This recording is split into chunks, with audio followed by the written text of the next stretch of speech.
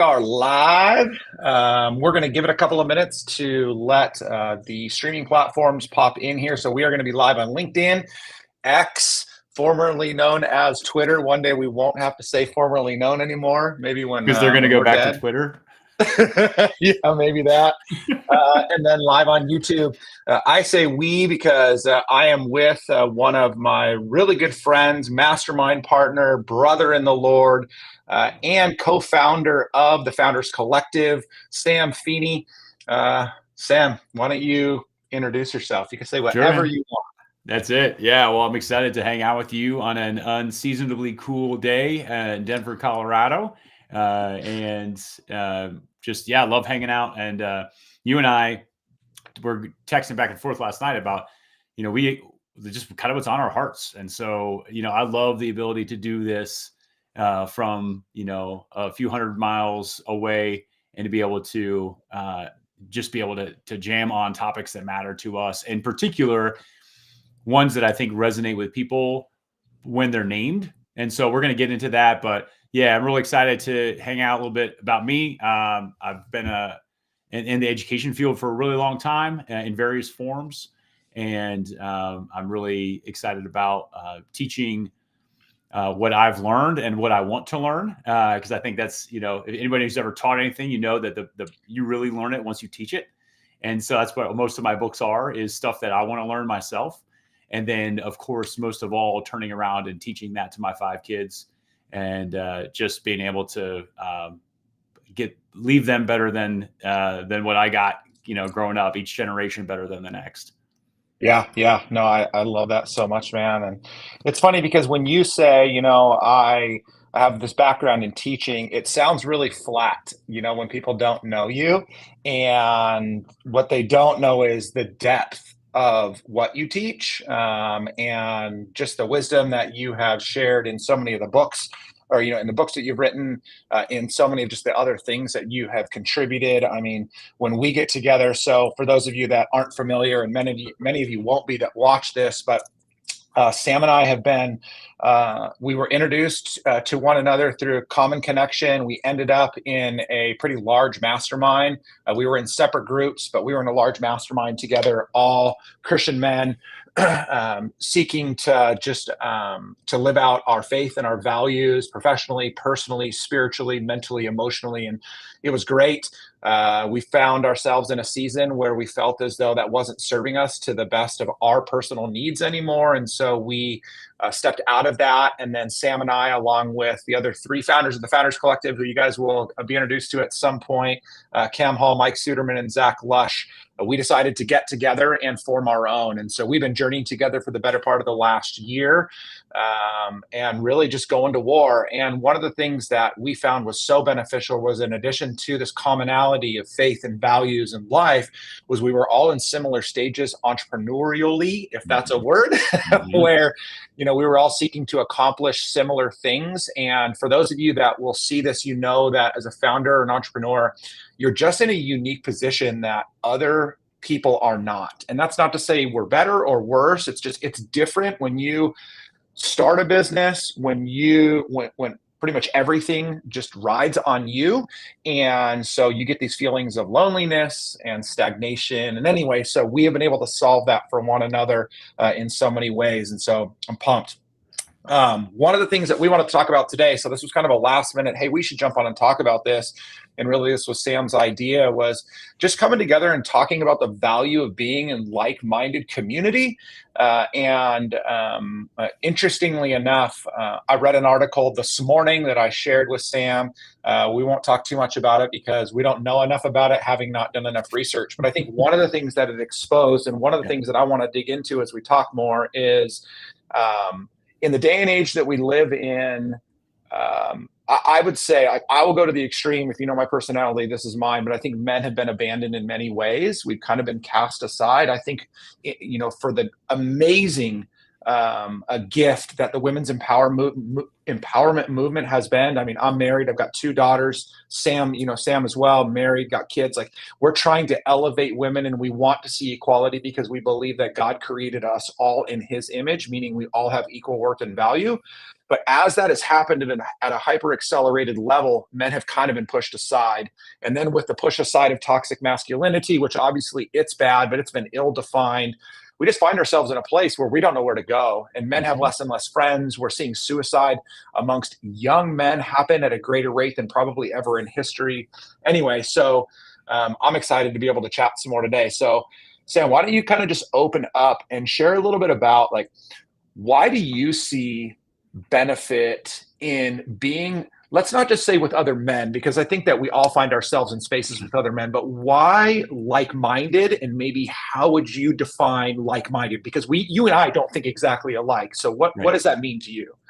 Yeah, and one thing I want to just take a step back and just talk about for just a second about that article, the idea behind it was the domestication of men, right? And I would say, because we can be extreme here, is the emasculation of men. The idea of generations of purpose are now that the purpose is being replaced, and I'm not saying that necessarily the purpose was right, or like there are always ills, right? It's like my eighth graders, like he's homeschool right now. We're teaching him history, and I was like, just so you know, like nobody's good at this. Like it's gonna be a big fat mess in American history. So we're gonna miss out on some things. Like you're gonna get some truth that you're not really comfortable with. But so in the same way as we look at the role of men in society, in society at large, in their homes, there's a lot of that I think has just changed so much. And if you think about the purpose being changed, it hasn't been replaced. And so I think that's something that's very, very important for us to realize, for guys to realize, like suicide, pornography, playing video games for 5 hours a day is all a symptom of purposelessness. And when we're talking about this, so all of this to answer your question of like-mindedness for me is like-mindedness of purpose. And it doesn't even have to be the same purpose. It's just that you have one. I mean, that is actually an incredibly clear differentiator for me when I'm hanging out with guys, in about 30 minutes in, it's, meeting another family at a park, or meeting somebody at church, or, connecting with somebody on LinkedIn, you can find out pretty quick whether or not they have a purpose. And that's for me, level one of like-mindedness that I'm looking for, even if it's not the same purpose I have. Maybe I don't even like what your purpose is, but I'll give you a tip of the cap to say, hey, at least you got one. Yeah. So that's kind of my first way to think about that. What I really appreciate about that is, so, I have the fortune to be able to go, and I know you do this too, going into organizations and associations and speaking and teaching on various topics. And so I talk a lot to salespeople, organizations, individuals. And one of the things that I say out of the gate in almost every single keynote, workshop, whatever, is I believe that it's God that put me here, that God created me with a purpose, that God intends for me to live out that purpose in my life. And then I always say, you don't have to attribute you being here to God. I wish you would, but you don't have to. But if you cannot at least believe that you were created intentionally for purpose, then it's going to be really hard for you to take anything else that I say, and really most people say, and run with it, right? We can all set goals. We can all strive for a variety of different things. But if we don't have an inherent purpose, it's really hard to create one from the outside, because it's just a formulation of everything else we hear and see. And we end up living what I say is one of the most miserable lives ever, because we're living somebody else's, right? Yeah, absolutely. We're being handed a script that we're reading, and we're stepping into a role that somebody else has created for us. It's interesting too, because when you think about like that outside in, when you're around somebody who has purpose, like I have a good friend named Mark, and I think about him a lot, because one of the things that I admire about him is that every morning he wakes up mad. And by that, I mean, he has a very clear mission and purpose. And it is the defining thing that when he's like, I've still got this thing I need to fix. And And just being around him, it stirs me up because I know so many people who they'll see that and more it becomes, man, I wonder what that's like. Or that was kind of like maybe like phase one. And now phase two is like, well, that's weird, or, that. And so we're distancing ourselves from everybody having a purpose. And that's what we do. And whether it's, from God or, we're just something we think about like the greatest generation, we're taking that up. Yep. As each generation passes, it seems to be a tendency. This isn't all doom and gloom, but there seems to be a tendency of sort of an existential crisis because our distance from where we are and any sort of purpose seems to be growing greater and greater. And that's just a tough spot to be because it is, like you were saying, the outside in part of it is it's very difficult to manufacture, and it's very difficult to, with fidelity, walk out somebody else's. It just puts you in a tough spot. Yeah. It's so interesting that you say that. I think that while a lot of what we would talk about in topics like this or discussions like this sound very doom and gloomish, I think that I try to take it as we're trying to create realization around what's actually happening. Because if we live in oblivion, which I think many people do, right? There's part of us that is just inundated with information and we need to cleanse ourselves of that. But at the same time, when we're in oblivion to the fact that we're actually in a really tough spot right now, socially, culturally, but then just, from a masculine standpoint, if we don't understand what's at stake, if we don't understand the situation that we're in, we're never going to be able to correct it. And so I watched a clip this morning. So Chris Williamson, he's kind of an up and coming creator podcaster. He's a host of the Modern Wisdom podcast. He has just the most incredible guests on and the who's who. And I saw a clip from him this morning, and he was reflecting back on one of the mass shootings, and was just saying that in that moment, he said, he had heard a story of three men that jumped on top of, I think it was their girlfriends, to shield them from bullets in the moment. And he said, if you have any kind of problem with that type of masculinity at all, I don't want to live this life with you, because you're part of the problem. You're not part of the solution. And I think, again, it brings to this realization that, we can talk all day about, having purpose and how that purpose plays out in our business and our life. And those things are really important. But I think there's this greater sense of masculine purpose that we're also missing out on, right? Which is, and this is where the like-mindedness comes into play with you and I, but it's like, God has created us, and you can define this many different ways, but as men, to be providers and protectors. And if we don't see this need to protect, then we are not going to see the absence of protection in society.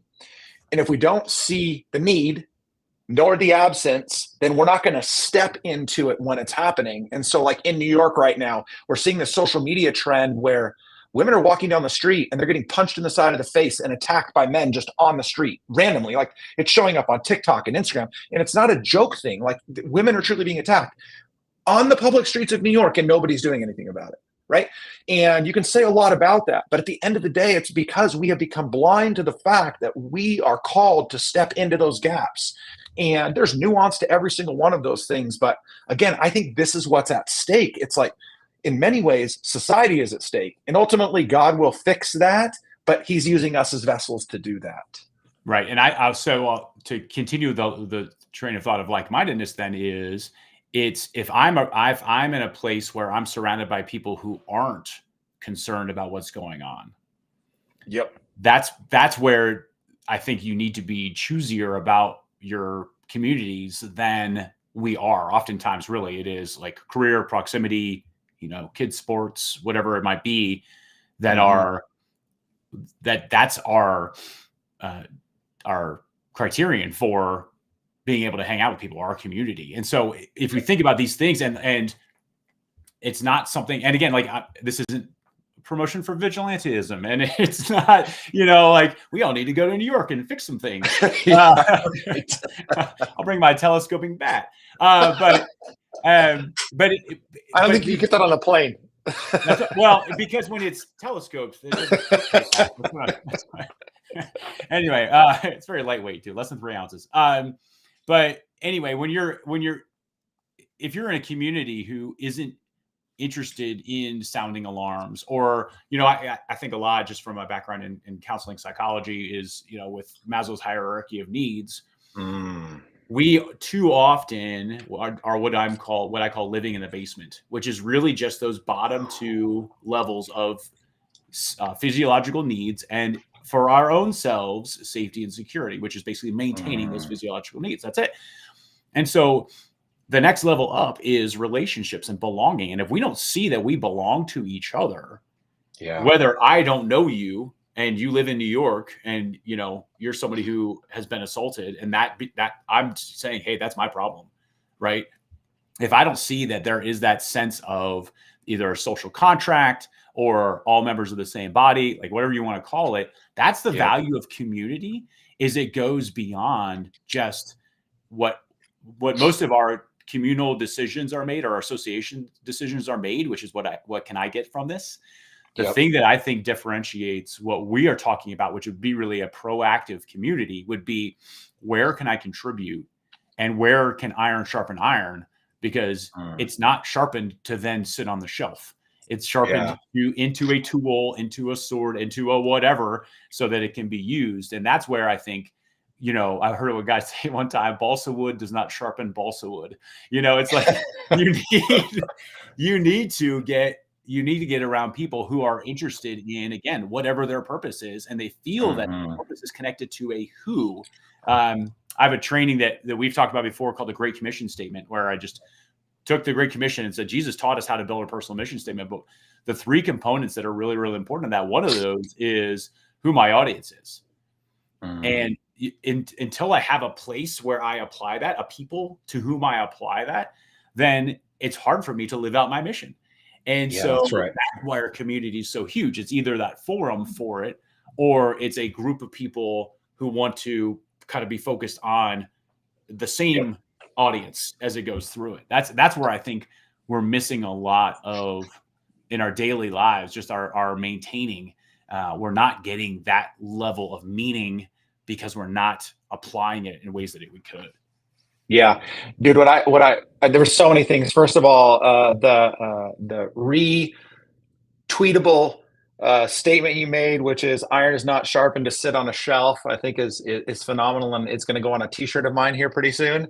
I also want to say shout out to, there's some people that are listening live right now or watching live right now. If you are, YouTube, X, LinkedIn, comment, just weigh in. If you have a question, anything like that, feel free to fire them off. So thank you guys for being here live. This will also be replayed, and so you can just DM us if you like something that was said, and we'll talk about it on a future discussion.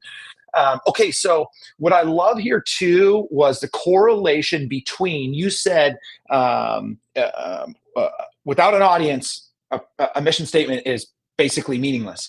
What I really love is not trying to make this huge jump, but I think it's so important, is this is our entrepreneurial journey as well, because so often we try to create a business without an audience, or we try to create a business with the entire audience. Right. And so it's like, how everybody. Right. And so like, this is Alex Hormozy's $100 million offers. He talks about this over and over and over again, which, huge shout out to Alex. Like, I think he's one of the greatest creators of our generation, at least in this moment, and just his simplicity and what he gives. But, it's common sense that we need to have a clearly defined target market, because if not, we're offering to nobody. We're not offering to everybody. And so it's just so interesting that you said that, because I think they're so directly correlated. And what I often see is those founders and entrepreneurs that are struggling in their business with that lack of a clear ideal client profile, target market, whatever you want to call it, or an ill-defined one at best, also have a lack of, or an unclear personal mission and vision. Yes. Right. It's just so interesting how those things are. It's like, if you have one, you typically at least can get to the other reasonably quickly. But if you don't have one, it's probably a symptom of not having the other. Yeah. And I've never done this personally, but I've heard about people who've done this. So I appreciate you bringing up a case study. It's interesting too. So like, the title of this conversation is value of community, of people who get you. So think about this. We're I'm starting out to talk about, like, who are my guys, right? Like, who are, like, who are my, the 6 people who can carry your coffin or your mastermind group or whatever it is.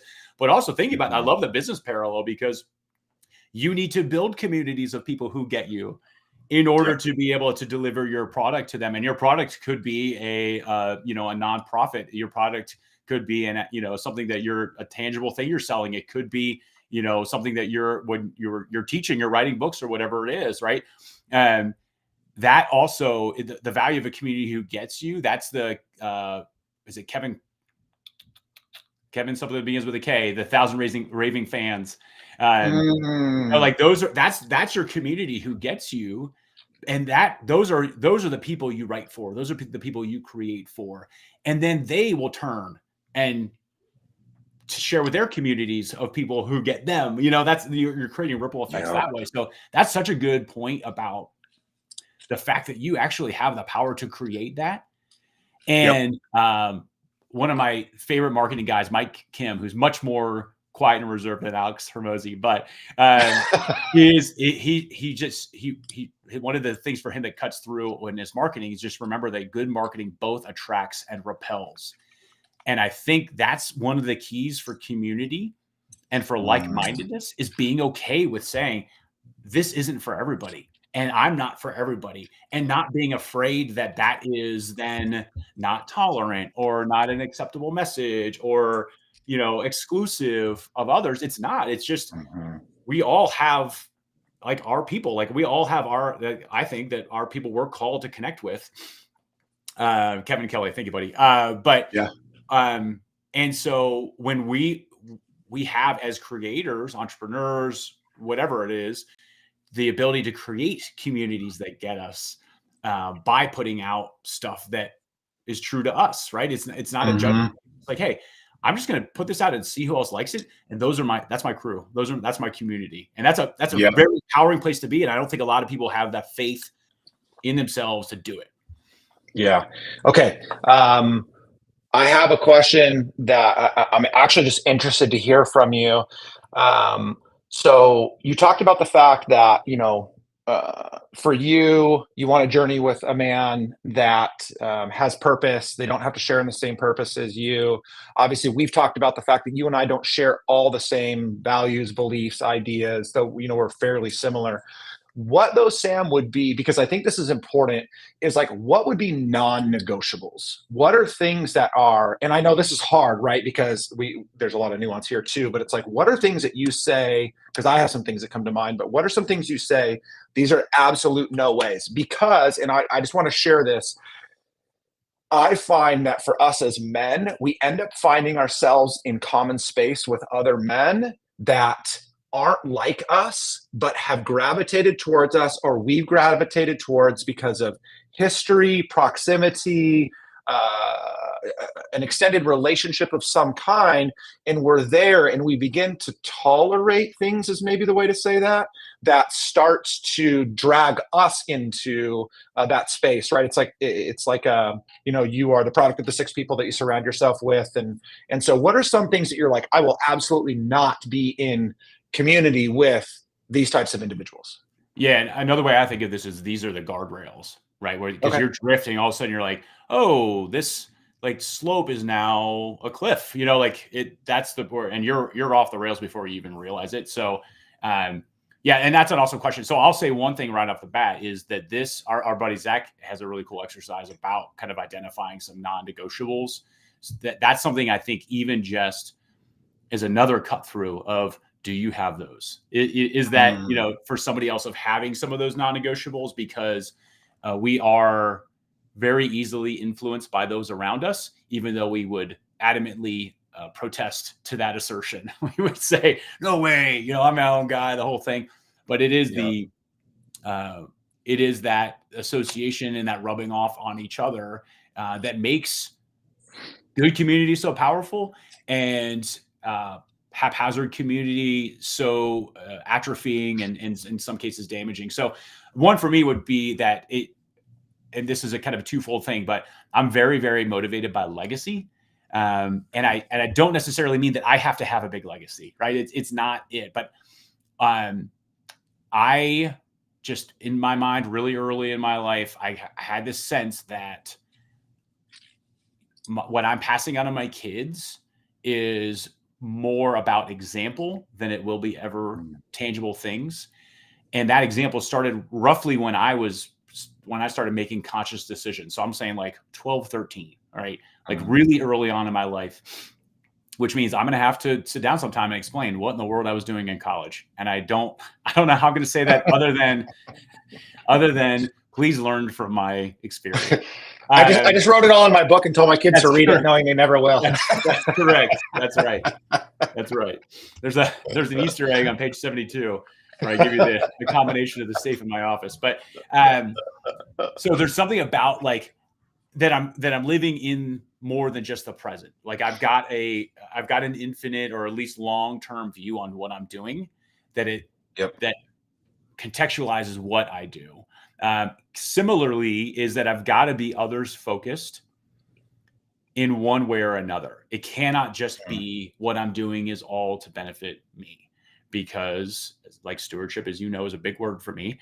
And I think I've been entrusted with, in particular, my wife and my kids, but also the people in my life at the time, and how am I able to be able to give and to pour into them. So I think it's about contribution. It's that greater whole that we're able to contribute to. And I think it was Walt Whitman said that the powerful play may continue and that we might contribute a verse. He's like, oh, look, it's not me. This is like, there's a lot of lines in this thing, but that's about, those two are in particular really big deals, because again, like we could do it in different ways. We could, be contributing to maybe organizations that I don't necessarily, support or whatever, but an others focused long-term approach to life. Yeah. That covers a bunch of things that don't turn into me thinking about myself. And when I think about myself as higher than others, that's where I get into destructive behaviors. That's where, I'm not leaving a good legacy for my family, like that type of thing. And so that's taken a bit to figure out. But those were two real big ones that kind of capture a bunch of other things as subsets. Well, leave it to you to say the really smart thing. I was yours blows over hose. Yeah. No, the opposite. It's interesting because I love that, and I think it's so important to consider things like that, because that's deep meaning, and I think that that's how we journey in life together. And when that's something that's so important to you, like it is to you, I know that you get dragged down when it's not important to others. It's non-existent. For me, there's simple things too, and I think these are the things that just drive me nuts. And it's like I can extend grace, but at some point I just cut people loose. And so it's for me, it's simple things like I won't exist in an environment where men are talking bad about their wives behind their backs. Like the idea of cheating, I wouldn't have a friend that cheated unless they made that mistake, owned up to that mistake, and they were walking through the path of restoration with their spouse, right? So like that's important to me. Liars, again, we all fight against that tendency a lot, I'm sure, but people that are just outright lying to look good in front of other people or to deceive other people, like these are character flaws that I once was many of these things, and I cannot allow myself to be exposed to getting dragged back into them. Yes. Another one that I think is really, really bad is, especially for men, we have a tendency to play hard with words with each other, which can be really, really fun. But when it turns into tearing each other down or tearing people down intentionally, I think that is something that we have got to fight against. And again, if it's in the confines of our own little, tight-knit community and we're messing and playing with each other, that's one thing. But I think that what I see a lot of times happen is men get cliquey which kind of sounds funny that you say men and clicky together. That's like a female thing more often than not, but it's like men get clicky and then they start bad mouthing men outside of that. And I just think that that's just such poor taste and poor character. And then the last one that I think has become more and more important to me as time has gone on is people that are just unhealthy and unmotivated. Obviously, we're all in a different space when it comes to kind of our physical health and even mental and emotional health, spiritual health. But if you're not motivated to do something about it, I have a hard time being around you for a long period of time. And again, that is not because I'm any better than anybody else. Like I'm actually looking up to and admiring a guy like Cam, who is in fantastic physical shape and is leading the charge and helping other men to do that. And so I'm trying to to move in that direction. But it's more of just it's telling of a man's intention with his own life and with his purpose when he has just reserved to, I'm just going to turn into a slob and kind of be lazy. And I'm not going to have many goals or any goals at all, other than maybe whatever somebody else has set for me or my wife has told me I need to do. Like I don't feel like I have the capacity to spend time in those types of arenas. Again, not only because I don't like that for those people, but it's just not helpful to me, right? Like I'm trying to move forward in all aspects that God calls me to. And so I think those things are important. Yeah. I love it. I Okay. love real quick, save your thought for just 1 second. I want to comment what we did, because if you're tracking with this and you're like, well, I don't really necessarily have non-negotiables. What's really fun is how differently we've built ours, which is mine's like aspirational. Here's what I'm shooting for. And yours is here's what I'm trying to avoid. And either of those are awesome, right? One of the, I call it the other side of the coin activity. Anytime you want to try to figure out what you want and you're like, I don't know, like nobody's really asked me that before, right? The other side of the coin is, what do you not want? You're like, oh man, I can give you that list, right? And so those are both awesome ways to build your list of non-negotiables. But I love that question, because we need to talk, I think, more often about our non-negotiables to keep them in the forefront of our mind as a lens for how we're operating and with whom we're interacting. That's great. Yeah, no, I think that's really good. And actually, that was something that I wanted to pose to you, and I think that you articulated it well. Was just, as a man listening to something like this, and even this can be applied to ladies, you too, for your communities of like-minded women. But I think that as a man that maybe doesn't have this, how do you enter into this? And so I think that you articulated that well, which was like you have to consider for yourself, what's important to you, and through, your Great Commission statement, there's other, resources that are available like it. It all is going to have to go back to, if you don't have at least a reasonable idea of who you are, your own personal mission, vision, and values, it's going to be hard to say these are my guardrails in a community, or these are my deterrents in a community, because how can you define something that's external if you don't even know what's internal? So I think it's super helpful that you spoke to that.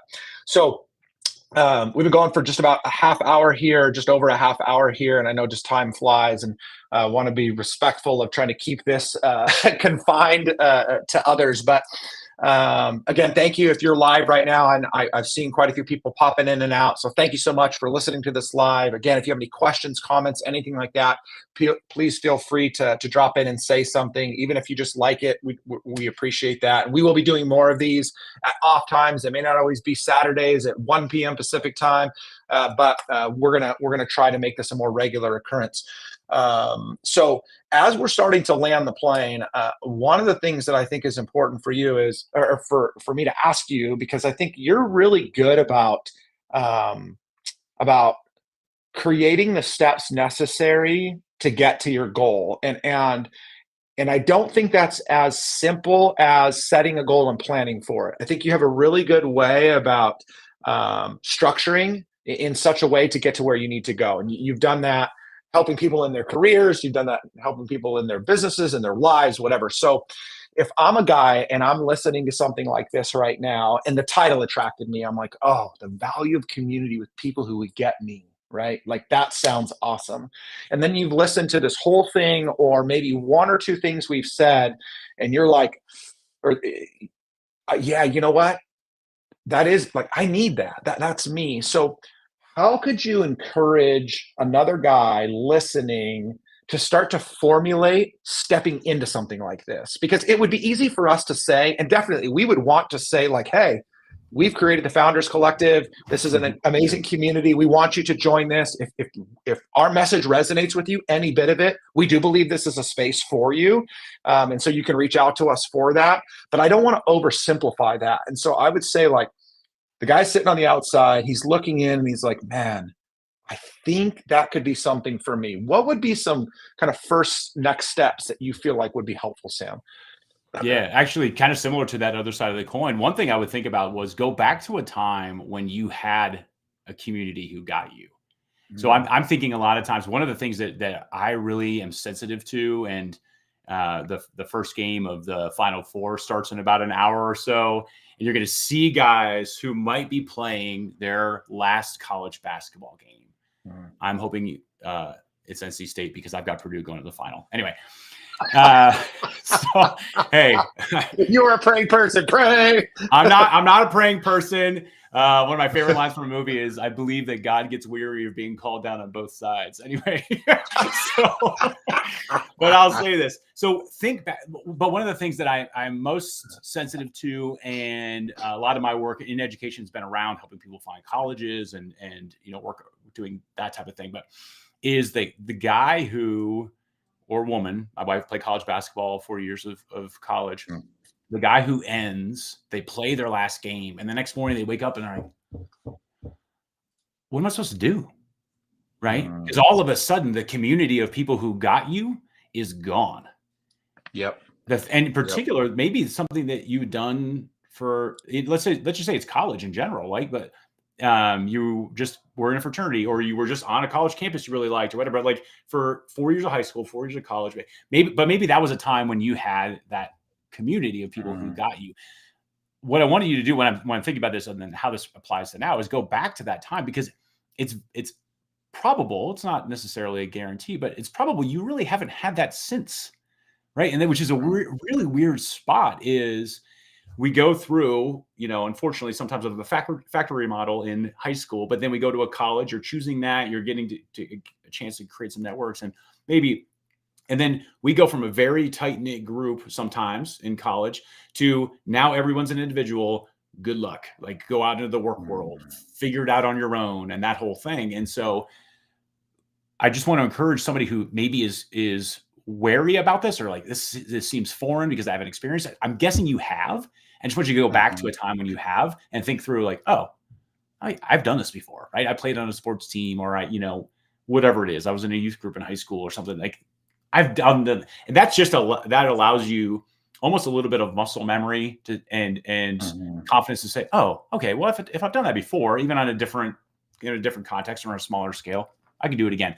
The other thing I would think through, is something that's been particularly relevant for me, is, and it relates to mentorship and community. And one of the reasons why you and I connected, even though I don't know that you know this, but there are 3 times in my life when I look back and think, oh my gosh, if I would have had a mentor or a mastermind community at that point in time, I would have made a very, very different decision.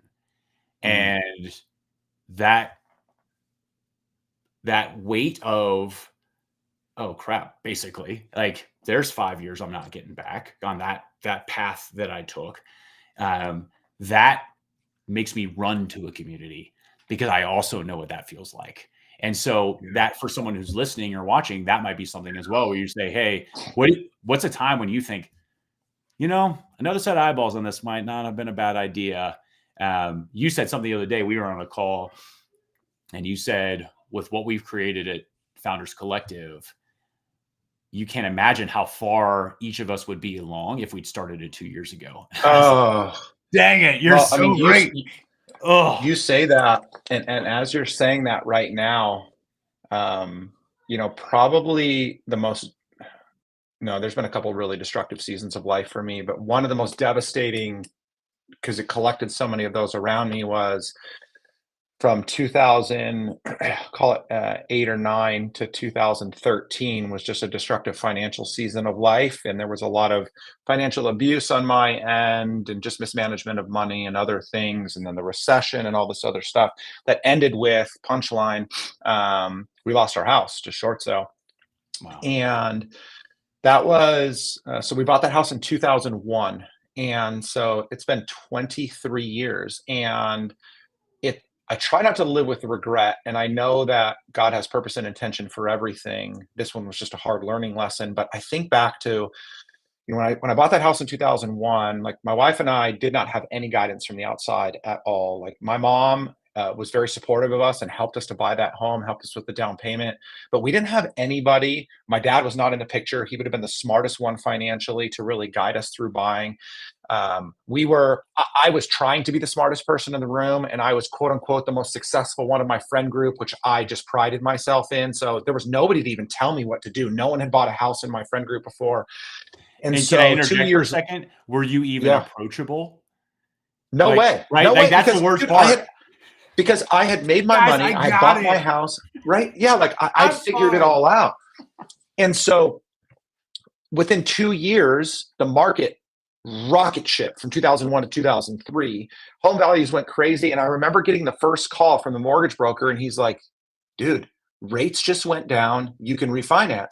And not only that, but you can actually cash out. And I was like, we can get $50,000 and we put a lot of it into the house, but not everything. And that just created this cycle. And I think back all the way to then, and I think to myself, for certain, that house would have been paid off by now. I would have never lost that house. It would have been paid off by now, right? It's all these what ifs. And then all of the other horrific decisions I made in my life at that point. Again, I wasn't approachable, but if I would have been surrounded by a forceful group of men that was really willing to push in, including my dad, who I didn't have any relationship with then, things would have been so much different. So that is just like, it's things like that that haunt me. And so now that's why I am so grateful to Yes. be in community with you guys, because I mean, when it comes to, like, I love the fact that you don't just know what my business goals are, you know that I had struggles in my marriage early on, and I fight to never ever be there again. And you hold me accountable to that. You know that I love my daughters and I try to pour into them, and you hold me accountable to that.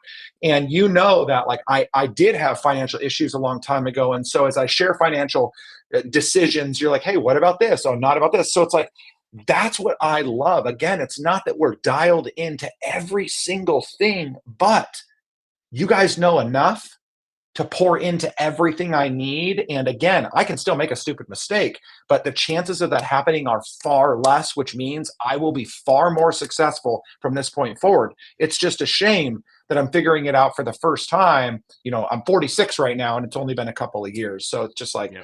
Well, man, and what I would have done with it there's a earlier. fun part of that too, is like if you do make that mistake or that move, because it's not a micromanagement club, right?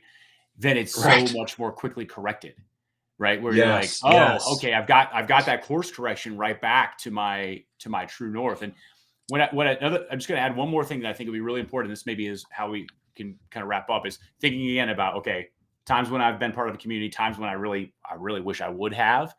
The question that I think at the end of the day people need to answer is whatever my point B is, do I have one, right? Is if there's something that I'm aspiring to do, if I have a mission, if I have a need in the world that I want to help meet, if I have personal goals for my family, whatever, is that important enough to bring somebody else in on? And that's what the community does for you. I got to this point in my early 40s. I'm coincidentally 46 as well, where I started realizing, you know what? If it's important enough, I eventually ask for help. So why am I not just asking for help at the beginning? Because don't I like being on a team, and don't I like running with guys? And like, why don't we just be proactive and say, hey, I've got something I need to work on. Who wants to help me? Like, let's go.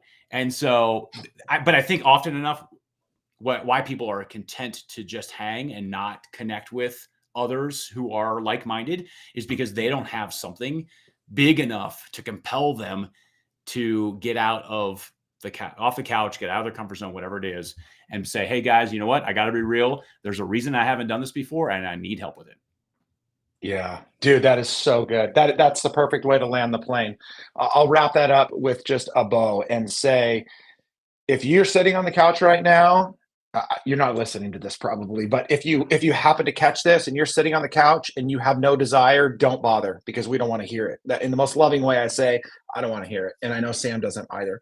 But if there is the least little inkling in you that there is something greater for you, I would encourage you to find a like-minded community.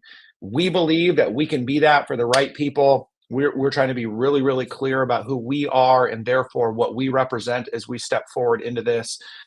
So you can reach out to us. We'll make sure that in the replays of these things that there's ways to get in touch with Sam and myself. Shout out, Mark Testa is live on one of the platforms. I think he's on LinkedIn, but he just said he's excited to be a part of this community, the Founders Collective. He's one of the early adopters here jumping in. And we're super pumped to have guys like Mark that are on their own journey. And eventually we'll be highlighting a lot of the other men that are in this community through these discussions and having them on and having these discussions much larger.